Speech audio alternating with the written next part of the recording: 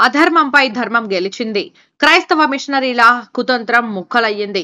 Journalist Chanakya Shiva, Hindu కార్యకర్త రాజ్ కుమార్ పై క్రైస్తవ మిషనరీలు పెట్టింది అక్రమ కేసులని తేల్చిన న్యాయస్థానం.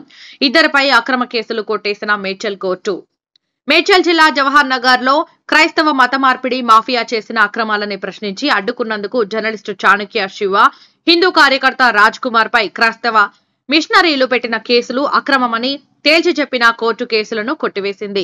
దీంతో అధర్మంపై ధర్మం గెలిచిందని విశ్వ హిందూ పరిషత్ తో పాటు హిందూ సంఘాల నాయకులు సంతోషం వ్యక్తం చేశారు. హిందూ ధర్మ రక్షణ ప్రతి హిందువు బాధ్యతని తెలిపారు.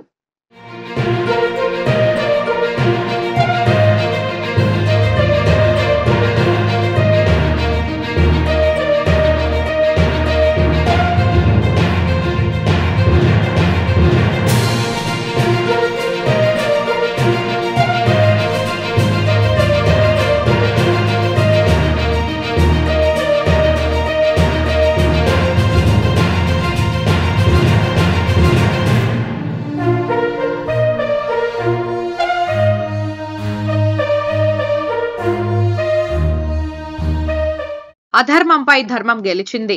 క్రైస్తవ మిషనరీల కుతంత్రం ముక్కలయ్యింది.